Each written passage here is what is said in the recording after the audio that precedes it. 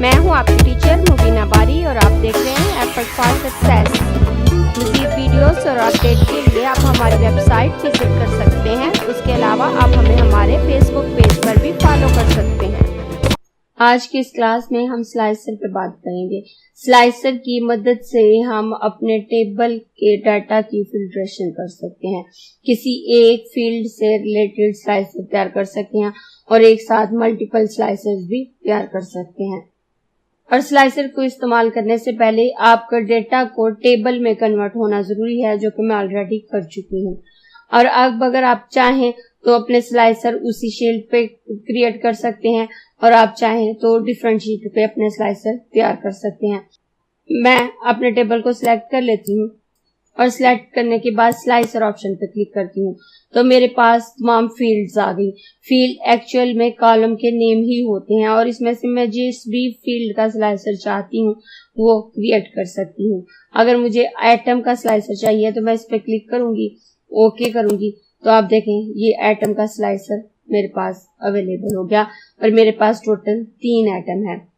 उसके बाद मैं दोबारा अपने टेबल को सिलेक्ट करती हूँ और सिलेक्ट करने के बाद इंसर्ट में आऊंगी और स्लाइसर के ऑप्शन पे क्लिक करूंगी। और अब अगर मुझे नेम का स्लाइसर चाहिए तो मैं इस पे क्लिक करके ओके करूं तो आप देखें ये नेम का स्लाइसर भी मेरे पास आ गया। इस तरह से मैं मल्टीपल स्लाइसर तैयार कर सकती हूँ।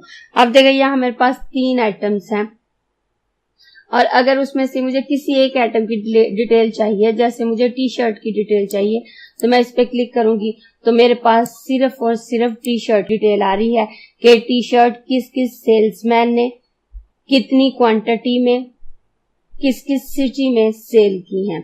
और अगर मुझे शलवार सूट की डिटेल चाहिए तो मेरे पास शलवार सूट की डिटेल्स आ जाएंगी और अगर मुझे पैंट शर्ट की डिटेल चाहिए मेरे पास पैंट शर्ट की डिटेल आ जाएंगी। और अगर मैं नेम वाइज फिल्ट्रेशन करना चाहती हूँ, मैं सिर्फ इकरा की सेल देखना चाहती हूँ तो वो मेरे सामने आ जाएगी। और अगर मैं फियाज की सेल देखना चाहती हूँ तो मैं इस पे क्लिक करूंगी तो ये फियाज की सेल आ गई। और अगर मुझे जोया की सेल देखनी है मैं इस पे क्लिक करूंगी तो जोया की सेल आ गई। इस तरह से मैं 1 बाय 1 इनको यूज कर सकती हूँ। अगर मैं अपने फिल्टर को क्लियर करूं, इस क्रॉस पे क्लिक करूं तो मेरे पास मेरा तमाम डाटा अपनी ओरिजिनल हालत में मौजूद होगा। और अगर मुझे इन स्लाइसर्स को डिलीट करना है, इसको सिलेक्ट करूंगी और सिलेक्ट करके डिलीट बटन प्रेस करूंगी तो मेरा स्लाइसर डिलीट हो जाएगा। और जैसे ही मैं अपने स्लाइसर पे क्लिक करूं मेरे पास ऑप्शन नाम से टैब आ जाता है और इस पे क्लिक करूं तो मेरे पास ये ऑप्शन आते हैं। इसमें मैं अपने स्लाइसर का नाम चेंज कर सकती हूँ। उसके बाद स्लाइसर सेटिंग है तो यहाँ से भी मैं इसका नाम और इसका हेडर वगैरह चेंज कर सकती हूँ। नेक्स्ट इसके कलर स्कीम है तो यहाँ से मैं अपने स्लाइसर को डिफरेंट कलर दे सकती हूँ। अगर मैं इस पे क्लिक करूँ तो आप देखें मेरा स्लाइसर इसी कलर में कन्वर्ट हो गया। उसके बाद अगर एक से ज्यादा स्लाइसर हैं तो मैं इनकी अलाइनमेंट कर सकती हूँ, इन्हें ब्रिंग फॉरवर्ड या सेंड बैक कर सकती हूँ। मैं अपने स्लाइसर की विड्थ या हाइट को कम या ज्यादा कर सकती हूँ। अगर मैं इसे यहाँ से ड्रैग करूँ तो मेरी इसकी विड्थ ज्यादा हो जाएगी और अगर मैं इसे यहाँ से ड्रैग करूँ तो इसकी हाइट ज्यादा हो जाएगी। इसके अलावा स्लाइसर हमें स्क्रॉल डाउन की फैसिलिटी भी प्रोवाइड करते हैं। अगर हमारे पास बहुत बड़ा डाटा है, जैसे हमारे पास अगर 100-150 लोगों की लिस्ट है तो वो हमें 100-150 रोज पे शो नहीं हो रहा होगा, बल्कि हमारे स्लाइसर का साइज उतना ही होगा जितना हम शो करना चाह रहे हैं। कुछ नाम हमें यहाँ शो हो रहे होंगे और जो नाम यहाँ शो नहीं हो रहे होंगे उन्हें हम अपने स्क्रॉल बार की मदद से स्क्रॉल डाउन करके देख सकते हैं। इस तरह स्लाइसर हमें कम जगह पे ज्यादा डाटा की फिल्ट्रेशन फ्राहम करता है। उसके बाद हमारी मर्जी है हम अपने स्लाइसर को एक कॉलम में देखना चाहें या ज्यादा कॉलम में। इस वक्त मेरे स्लाइसर में एक कॉलम है और अगर मैं इसे 2 कॉलम में करना चाहती हूँ तो यहाँ ये मेरे पास कॉलम का ऑप्शन है। यहाँ से मैं इसको 2 करूँ तो इसके 2 कॉलम हो जाएंगे। अगर 3 करूँ तो मेरा डाटा 3 कॉलम में आ जाएगा और नीचे से मैं इसकी तादाद को वापस कम कर सकती हूँ। और इस ऊपर वाले ऑप्शन से मैं कॉलम के नंबर ज्यादा कर सकती हूँ, लेकिन ये नीचे वाले ऑप्शन से मैं अपने कॉलम या रोज की विड्थ और हाइट चेंज कर सकती हूँ। जैसे ये एक रो है, ये एक रो है, तो अगर मैं इस पे क्लिक करूँ और इसकी हाइट को ज्यादा करूँ तो आप देखें मेरी रोज की हाइट ज्यादा हो रही है और अगर मैं नीचे क्लिक करूँ तो मेरी रोज की हाइट कम हो रही है। और इस तरह से अगर मैं अपनी मैं कॉलम की विड्थ को ज्यादा करना चाहती हूँ, तो मैं यहाँ पे क्लिक करूँ तो मेरे कॉलम की विड्थ ज्यादा होगी, और यहाँ क्लिक करूँ तो मेरे कॉलम की विड्थ कम होगी। लेकिन उसके साथ ये जो हाइट और विड्थ के ऑप्शन है ये मेरे तमाम स्लाइसर पे अप्लाई होंगे। अगर मैं इसकी हाइट ज्यादा करूँ तो आप देखें मेरे स्लाइसर की हाइट ज्यादा हो रही है, ना कि इसके रोज की। और इसी तरह से नीचे से अगर मैं इसकी विड्थ को ज्यादा करूँ तो आप मेरे स्लाइसर की विड्थ ज्यादा हो रही है, ना कि इसकी रोज की। बटन के ऑप्शन में मौजूद हाइट और विड्थ के ऑप्शन से आप इस स्लाइसर की अंदर के रोज और कॉलम की विड्थ और हाइट को कम ज्यादा कर सकते हैं, जबकि साइज में मौजूद विड्थ और हाइट के ऑप्शन से आप अपने पूरे स्लाइसर की हाइट और विड्थ को ज्यादा कर सकते हैं। और इसके अलावा अगर आप स्लाइसर उसी शीट पे क्रिएट नहीं करना चाहते तो आप इसको पिवट चार्ट वाले ऑप्शन की मदद से भी क्रिएट कर सकते हैं और सेपरेट शीट पे कर सकते हैं। मैं इस स्लाइसर को सिलेक्ट करके डिलीट बटन प्रेस करूंगी और मेरा स्लाइसर हाइड हो गया और मेरा तमाम डाटा मौजूद है।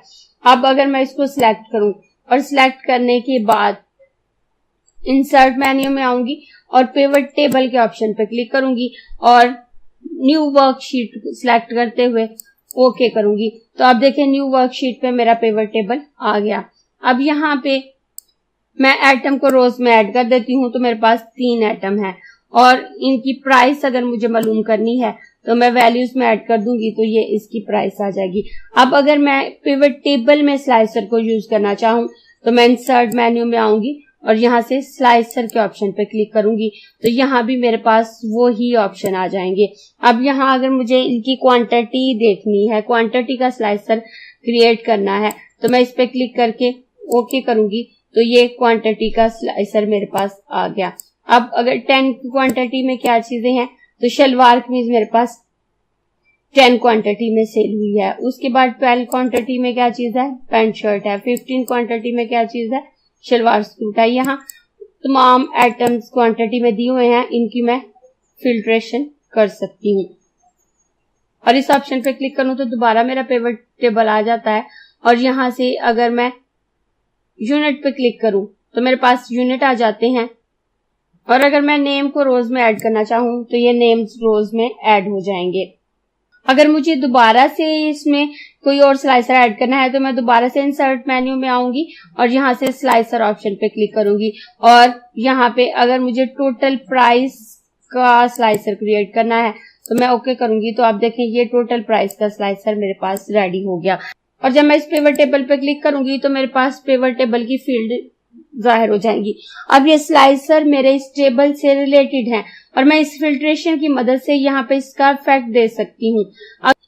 अब अगर मुझे ये देखना है कि मेरी 6000 सेल किस सेल्समैन ने की है, और तो मैं इस पे क्लिक करूंगी कि मेरे पास साइम नाम का सेल्समैन है जिसने 6000 सेल किया है। इसने, अब ये देखें इसका इफेक्ट यहाँ क्वांटिटी के टेबल में भी आ रहा है। इसने टोटल 15 यूनिट सेल किए हैं और हर यूनिट की प्राइस 400 है और उसने टोटल प्राइस 6000 हासिल की है।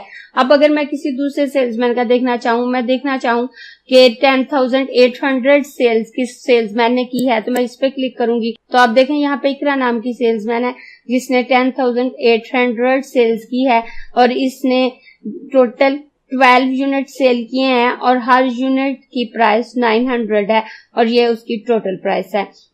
इस तरह से मैं स्लाइसर की मदद से बेहतर तौर पे अपने डाटा को फिल्टर कर सकती हूँ। अगर आपको ये क्लास पसंद आई है तो लाइक कीजिए, अपने दोस्तों के साथ शेयर भी कीजिए ताकि वो भी सीख सकें। आप अपने क्वेश्चंस और व्यूज नीचे कमेंट बॉक्स में लिख सकते हैं, और अगर आपने चैनल सब्सक्राइब नहीं किया तो प्लीज सब्सक्राइब कीजिए ताकि आपको आने वाली वीडियोस का नोटिफिकेशन फौरन से मिल सके।